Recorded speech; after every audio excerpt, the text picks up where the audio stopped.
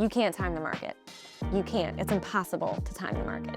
Because just when you think you've got it, something in the world happens that's completely out of your control, right? If you've been wondering whether now is the right time or a good time to buy a house, you're not alone. I get this question on the regular.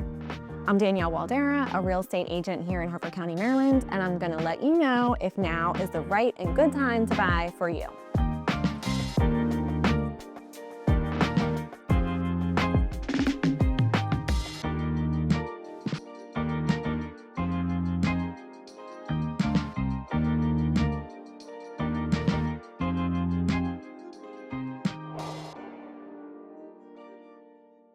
Right now in the market, we're definitely seeing a little bit more buyer power. So back in 2020, if I think the world remembers that it was a very strong seller's market. It is still a seller's market. It is just not as strong, and the sellers don't have as much autonomy to be, downright like abusive to the buyers that they were in 2020. In 2020, people were waiving appraisals altogether, waiving inspections altogether, going very high over list prices, coming up with a lot of cash. That is not the market we're in right now. Right now, buyers have a little more autonomy. There's more negotiations. There's more partnership between the buyer and the seller to get what both parties actually need and want in a more conversive manner, in a manner that's going to serve both parties. A lot of buyers are coming to me and still talking about interest rates. And to be honest, I'm a little bit boggled about it because when you look at historic interest rates, we are below historic averages right now. So we're today, this will change whenever you watch this video, but today, in April of 2026, we're at like 6.25% for like your average conventional rate, right? If you're going FHA or VA, we can get you a little bit lower than that, maybe even into the 5.99, high 5 area. These rates are not bad. If you talk to your parents when they bought a house, they were paying 14% interest rates. What happened for the very short amount of time after COVID is not normal, is not healthy, does not depict a healthy market, and is not what we're ever shooting for again. The world economy is never shooting to have prime at 0% again and interest rates back at 2.5%. In my lifetime, I don't ever want to see that again because that means something so catastrophic in the world happened, not in a good way, to cause the government to do that again. I think we'll see some fluctuation in rates. I think we'll see rates fluctuate through the 5s and the 6s, but you need to just live your life, right? Like, if you're moving because you're getting married, because you're getting divorced, because you're having a baby, because someone passed away, because you're getting a new job, if you're moving because you have a need, move because you have the need and you have the financial capability and you're emotionally ready. That's all that matters. Are you emotionally ready? Are you financially ready? If you're ready, willing, and able, do what you need to do. Live your life. Now is always a good time to buy, no matter when now is, because real estate historically always increases in value. There has really never been a time, except for 2008, where real estate decreased in value. What happened in 2008 has now been regulated out through a lot of strict regulations so that it won't happen again, ever.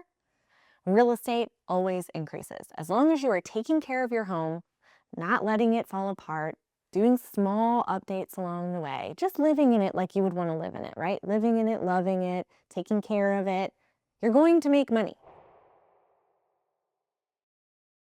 I think really the only reason to wait right now and say now is not my time to buy is if you are not emotionally or financially ready. If you're kind of chilling at mom's house and you're not stressed and you have a safe and secure place to live, buying a house isn't free. It's just not.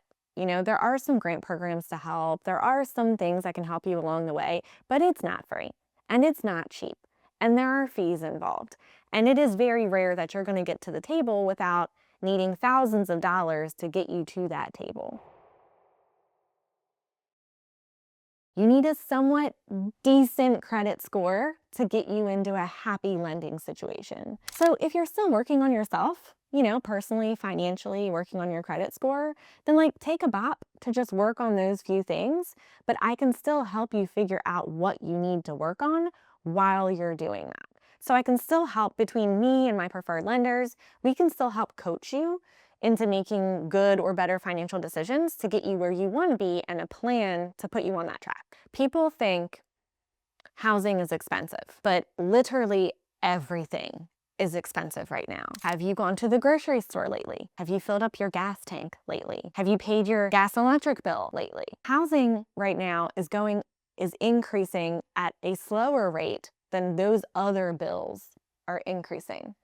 Life is expensive, but if you're financially and emotionally ready, wouldn't you rather be in control of that expense and not have a landlord dictating what your next expense is going to be, or even worse, that you need to leave your home because they want their house back, or they want to sell it, or they want to move back in? I can't tell you how many times that happens. Do you want to be at the mercy of a landlord dictating what your expenses are going to be, or do you want to be in control of what your expenses are going to be?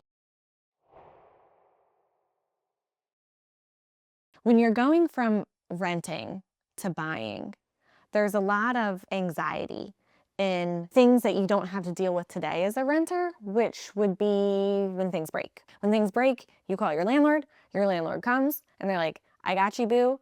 I'm gonna fix this right up, boop, boop, boop. You don't see the invoice, you don't see the expense. You might be inconvenienced for like a small amount of time, but overall, it's a drop in the bucket, right? You didn't have to pay for it, and it's not your house that was damaged. I think that's the biggest fear and anxiety with people who are going from renting to buying is, okay, I have the money to buy, but what if?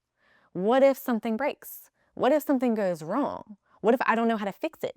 What if there's water spouting out from somewhere and I can't find it and I don't know where my shutoff is and my whole house is ruined? Some of those fears are irrational, right? But also, you definitely need a contingency plan when you buy your home. You should get a home warranty to help you with coverage. Get yourself a good insurance policy to help you if something goes wrong.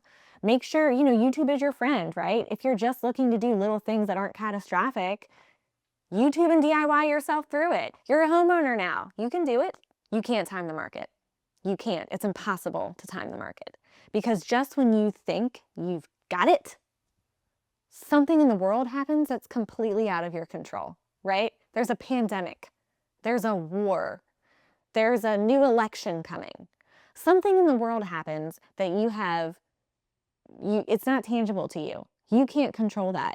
So the right time is when you are emotionally and financially ready, and the world is going to be what the world is going to be, and you can't change that, and I can't change that. We can just keep it moving. What you really need to focus on as a buyer is preparing yourself mentally, emotionally, and financially. Preparing your finances. Make sure you have a budget. Don't go into this blindly. Sit down, make a budget.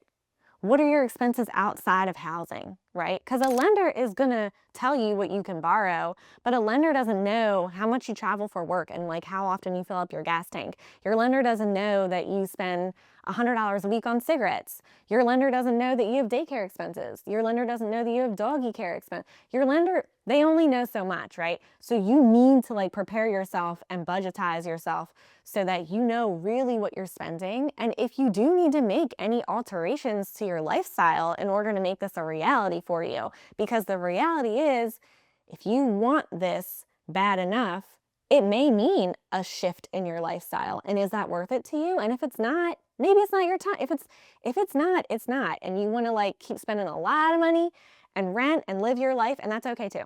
There's no bad time to buy, but if you want to talk about when your good time to buy is, let me know, hit me up. You know where to find me. Check out the next video. Stick around.